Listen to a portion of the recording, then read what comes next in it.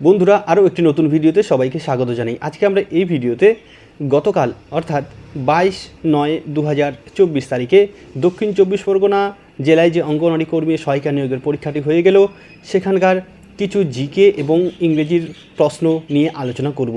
কি কি প্রশ্ন এসেছিল জিকে, পুষ্টি ও স্বাস্থ্য এবং ইংরেজি থেকে যতগুলি আমরা সংগ্রহ করতে পেরেছি সেগুলি নিয়েই তোমাদের সামনে আলোচনা করব। তাই অবশ্যই কিন্তু তোমরা ভিডিওটি শুরু থেকে শেষ পর্যন্ত দেখবে, তাহলে বুঝতে পারবে কী ধরনের প্রশ্ন তোমাদের জন্য আসতে চলেছে। তো দেখো আজকের প্রথম প্রশ্নটি কী রয়েছে, IMR এর পুরো নাম কী?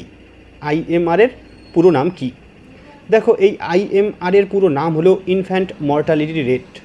ইনফ্যান্ট মর্টালিটি রেট অর্থাৎ শিশু মৃত্যুর হার। তাহলে অবশ্যই তোমরা মনে রাখবে IMR এর পুরো নাম হলো ইনফ্যান্ট মর্টালিটি রেট এবং এর বাংলা অর্থ হলো শিশু মৃত্যুর হার। এবারে এই শিশু মৃত্যুর হার বা ইনফ্যান্ট মর্টালিটি রেট বলতে কী বোঝো, এটি কিন্তু অবশ্যই তোমাদের জানা দরকার। তাহলে শিশু মৃত্যুর হার বলতে কী বোঝো অবশ্যই তোমরা মনে রাখবে, প্রতি 1000 জীবিত শিশুর জন্মে তাদের 1 বছরের আগে পৌঁছানোর আগেই মৃত্যুর হারকে বলা হয় শিশু মৃত্যুর হার। প্রতি 1000 জন জীবিত শিশুর মধ্যে তাদের 1 বছর বয়স পৌঁছানোর আগেই যে মৃত্যুর হার তাকে বলা হয় শিশু মৃত্যুর হার। ঠিক আছে, এর পরের প্রশ্নটি দেখো কি রয়েছে। এবারের প্রশ্ন দেখো আরেকটি একই ধরনের প্রশ্ন রয়েছে, IFA এর পুরো নাম কি? IFA এর পুরো নাম কি? উত্তরটি হবে iron and folic acid. IFA এর পুরো নাম হলো আয়রন অ্যান্ড ফলিক অ্যাসিড।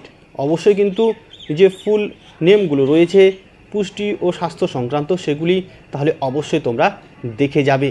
এই ধরনের প্রশ্ন যেহেতু আসছে অর্থাৎ আগামীতেও যারা পরীক্ষা দেবে তাদের জন্যও কিন্তু এগুলো খুবই গুরুত্বপূর্ণ। এর পরের প্রশ্নটি দেখো, রাজা, রানী, হাতি, ঘোড়া কোন খেলার সাথে যুক্ত? এই খেলাটি কিন্তু অনেকে বাড়িতেও খেলে। তো দেখো এটি হলো দাবা খেলা। রাজা, রানী, হাতি, ঘোড়া এই যে বিষয়গুলি এগুলি কিন্তু দাবা খেলার সাথে যুক্ত। পরের প্রশ্নটি কি রয়েছে দেখে নাও। এবারের প্রশ্ন, শ্রীলঙ্কার রাজধানীর নাম কি? শ্রীলঙ্কার রাজধানীর নাম কি? উত্তরটি হবে শ্রী জয়বর্ধনেপুরা কোট্টে। শ্রীলঙ্কার রাজধানীর নাম হলো শ্রী জয়বর্ধনেপুরা কোট্টে। যেসব প্রশ্নগুলি নিয়ে আলোচনা করা হচ্ছে সেগুলি বন্ধুদের কাছ থেকে সংগ্রহ করেই কিন্তু তোমাদের সামনে তুলে ধরা হচ্ছে। এর বাইরে যদি আরও কেউ প্রশ্ন জেনে থাকো অবশ্যই কিন্তু কমেন্ট করে জানাবে। পরের প্রশ্নটি দেখো, ICDS প্রকল্প কবে চালু হয়? ICDS প্রকল্প কবে চালু হয়? এর উত্তরটি হবে 1975 সালের 2রা অক্টোবর।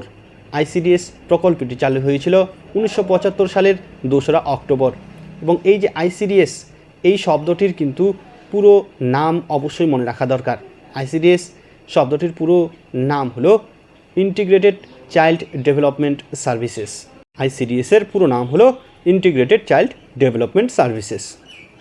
এবারের প্রশ্ন, মাস্টারদা নামে কে পরিচিত? খুবই একটি সহজ প্রশ্ন, মাস্টারদা নামে কে পরিচিত? উত্তরটি হবে সূর্য সেন। মাস্টারদা নামে পরিচিত ছিলেন সূর্য সেন।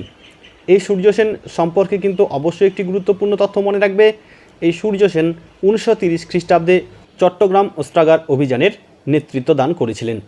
পরের প্রশ্নটি দেখো কি রয়েছে। এবারের প্রশ্নটি কি এসেছিল দেখো, ফেলুদা চরিত্রটির স্রষ্টা কে? ফেলুদা চরিত্রটির স্রষ্টা কে? খুবই গুরুত্বপূর্ণ একটি প্রশ্ন।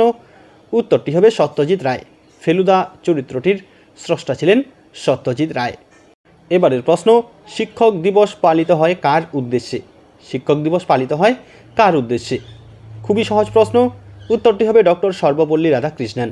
শিক্ষক দিবস পালিত হয় ডক্টর সর্বপল্লী রাধাকৃষ্ণনের উদ্দেশ্যে।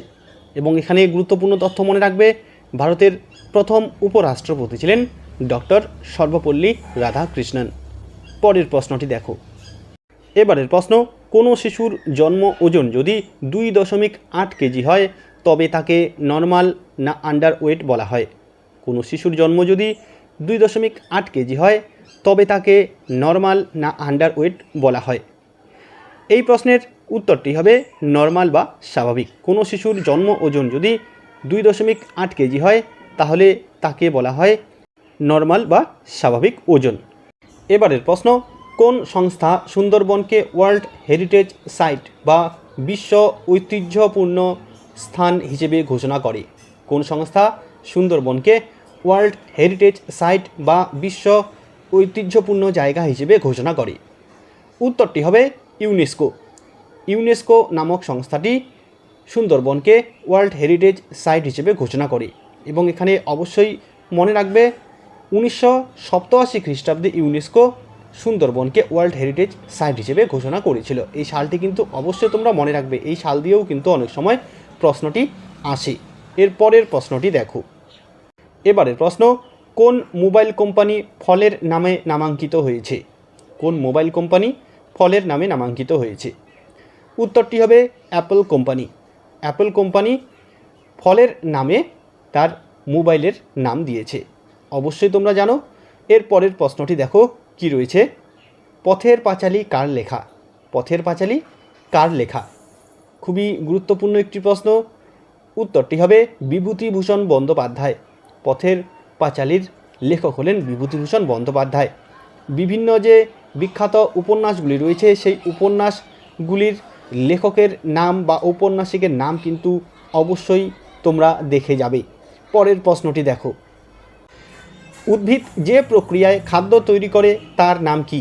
উদ্ভিদ যে প্রক্রিয়ায় খাদ্য তৈরি করে তার নাম কি? উত্তরটি হবে সালোক সংশ্লেষণ বা ফটোসিনথেসিস। সালোক সংশ্লেষণ বা ফটোসিনথেসিস প্রক্রিয়ায় উদ্ভিদ তার খাদ্য তৈরি করে। পরের প্রশ্নটি দেখো কি রয়েছে। চাইল্ড টোল ফ্রি নাম্বার কত? চাইল্ড টোল ফ্রি নাম্বার কত? উত্তরটি হবে 1098। চাইল্ড টোল ফ্রি নাম্বার হলো 1098। এর পরের প্রশ্নটি কি এসেছিল দেখো। এবারে দেখো কিছু ইংরেজি প্রশ্ন নিয়ে আলোচনা করব। প্রথম প্রশ্নটি কি রয়েছে দেখো। Plural form of knife is dash. তাহলে এই যে নাইফ শব্দটি রয়েছে এর প্লুরাল ফর্ম কি হবে? দেখো বন্ধুরা, এই সিঙ্গুলার থেকে প্লুরাল সম্পর্কে একটি ক্লাস কিন্তু আমরা করেছি। গত ইংরেজি ক্লাসেই কিন্তু আমরা সিঙ্গুলার থেকে প্লুরাল বিষয়ে আলোচনা করেছি। তো দেখো কোনো শব্দের শেষে যখন এফ বা এফ ই থাকবে তখন সেই এফ বা এফ ই তুলে দিয়ে কি বসাতে হবে? তার জায়গায় ভিইএস বসাতে হবে। তাহলে দেখো আমাদের এখানে KNIFE শেষে কি রয়েছে? এফ ই রয়েছে। তাহলে এই এফ ইটাকে তুলে দিয়ে আমরা এর জায়গায় ভিইএস বসাবো। তাহলে নাইফ থেকে হয়ে যাবে নাইফস। ঠিক আছে। পরের প্রশ্নটি দেখো। এবারের প্রশ্ন, he was born dash June, fill in the blanks with preposition. তাহলে he was born dash June, এখানে কোন প্রিপোজিশনটি বসবে? এখানে ইন প্রিপোজিশনটি বসবে। He was born in June. তো দেখো এখানে ইন প্রিপোজিশনটি কেন বসলো? দেখো এখানে কি রয়েছে? মাসের নাম রয়েছে জুন মাস, জুন মাসে তার জন্ম। অবশ্যই তোমরা মনে রাখবে জানুয়ারি, ফেব্রুয়ারি, মার্চ, এপ্রিল এই যে 12 মাসের নাম রয়েছে এইগুলির আগে অবশ্যই কিন্তু ইন প্রিপোজিশন বসাতে হবে। তাহলে he was born in June. এবং এখানে আরেকটি বিষয় মনে রাখবে, ধরো বাক্যটি যদি এমন হতো he was born dash June first, তাহলে এখানে কোন প্রিপোজিশনটি বসতো? তখন এখানে বন্ধুরা অন প্রিপোজিশনটি বসতো। তো দেখো এখানে জুন মাসের নাম উল্লেখ আছে কিন্তু তারপরে একটি তারিখের উল্লেখ রয়েছে এবং তারিখের আগে আমরা কিন্তু অন প্রিপোজিশন বসাই, তাই এখানে আমরা কিন্তু অন প্রিপোজিশনটি বসাবো। তাহলে যদি মাসের নাম উল্লেখ থাকে তার আগে ইন বসাবো, আর যদি মাসের পরে কোনো তারিখের উল্লেখ থাকে তখন আমরা কিন্তু অন প্রিপোজিশনটি বসাবো। পরের প্রশ্নটি দেখো। এবারে দেখো, he fixed dash appointment to dash doctor, fill in the blanks with articles. Article বসিয়ে শূন্যস্থান পূরণ করতে বলেছে। এখানে তাহলে আমাদের প্রথমে কোন আর্টিকেলটি বসবে? হি ফিক্সড ড্যাশ অ্যাপয়েন্টমেন্ট। এখানে বন্ধুরা অ্যান আর্টিকেলটি বসাবো। হি ফিক্সড অ্যান্ড অ্যাপয়েন্টমেন্ট, তাহলে সে একটি অ্যাপয়েন্টমেন্ট ফিক্সড করেছে। এখানে অ্যাপয়েন্টমেন্ট শব্দটি কিন্তু এ দিয়ে শুরু হয়েছে, ভাওয়েল দিয়ে শুরু হয়েছে, তাই এখানে আমরা অ্যান আর্টিকেলটি বসাবো। কোনো শব্দ ভাওয়েল দিয়ে শুরু হলে তার আগে আমরা অ্যান আর্টিকেল বসাবো। এবং দেখো এখানে টু ড্যাশ ডক্টর, এখানে কিন্তু দি আর্টিকেলটি বসাবো। অর্থাৎ সে যে একটি ডাক্তারের সাথে তার অ্যাপয়েন্টমেন্ট ফিক্সড করেছে, অর্থাৎ কোনো একটি নির্দিষ্ট ডাক্তারের কাছেই কিন্তু সে তার অ্যাপয়েন্টমেন্ট ফিক্সড করেছে। অর্থাৎ এখানে কিন্তু নির্দিষ্ট একজন ডাক্তারের কথা বলা হয়েছে, এটি কিন্তু বুঝে নিতে হবে। তাই এখানে আমরা দি আর্টিকেলটি বসাবো। এর পরের প্রশ্নটি দেখো। He is dash honest person, feel in the blanks with article, article বসিয়ে শূন্যস্থান পূরণ করতে বলেছে। তাহলে এখানে অবশ্যই তোমরা জানো এখানে অ্যান আর্টিকেলটি বসবে। He is an honest person, তিনি একজন সৎ ব্যক্তি। এখানে দেখো অনেস্ট, এখানে কি দিয়ে শুরু হয়েছে? এইচ দিয়ে শুরু হয়েছে, কনসোনেন্ট দিয়ে শুরু হয়েছে। কনসোনেন্ট দিয়ে কোনো শব্দ শুরু হলে তার আগে আমরা এ আর্টিকেল বসাই, কিন্তু এখানে অ্যান আর্টিকেল বসালাম কেন? দেখো যখন কোনো শব্দ এইচ দিয়ে শুরু হবে কিন্তু তার উচ্চারণ কী হবে? অ বা আ। এখানে দেখো অনেস্ট সরেও, ঠিক আছে, সরেও উচ্চারণ দিয়ে শুরু হয়েছে, তাই এখানে আমরা অ্যান আর্টিকেল বসাবো। পরের প্রশ্নটি দেখো। এবারের প্রশ্ন, হি gifted her a present on her birthday. তাহলে এখানে কি করতে বলেছে? চেঞ্জ দি ভয়েস, অর্থাৎ ভয়েস চেঞ্জ করতে বলেছে। তাহলে অর্থাৎ এখানে অ্যাক্টিভ ভয়েসে রয়েছে, এটাকে প্যাসিভ ভয়েসে করতে হবে। তাহলে কি হবে দেখো, she was gifted a present by him on her birthday. She was gifted a present by him on her birthday. পরের প্রশ্নটি দেখো। এবারের প্রশ্ন, I said to him where are you going. Change the narration, narration change করতে বলেছে। তাহলে এখানে কি হবে দেখো, I said to him where are you going, এটিকে আমাদের ডিরেক্ট স্পিচ থেকে ইনডিরেক্ট স্পিচে করতে বলেছে। তো দেখো আই সেইড টু হিম, এর বদলে এখানে কী হবে? সেইড টুর বদলে এখানে আস্কড হবে, তাহলে আই আস্কড হিম, ঠিক আছে, আমি তাকে জিজ্ঞাসা করলাম। হোয়ার আর ইউ গোয়িং, এটি কীভাবে পরিবর্তন হবে দেখো, where he was going. I asked him where he was going. তাহলে বন্ধুরা আজকে আমরা দক্ষিণ চব্বিশ পরগনা জেলায় গতকাল অর্থাৎ 22/9/2024 তারিখে যে অঙ্গনওয়াড়ি কর্মী ও সহায়িকা নিয়োগের পরীক্ষাটি হয়ে গেল, সেখানকার কিছু জিকে, পুষ্টি ও স্বাস্থ্য এবং ইংরেজির প্রশ্ন নিয়ে আলোচনা করলাম। এই ধরনের প্রশ্ন কিন্তু অবশ্যই তোমরা দেখে যাবে আগামী 29/9/2024 যারা উত্তর চব্বিশ পরগনা জেলায় পরীক্ষা দেবে। তো নিশ্চয়ই বুঝতে পেরেছো কেমন ধরনের প্রশ্ন আসবে। তাহলে বন্ধুরা আজকে এ পর্যন্তই, ধন্যবাদ।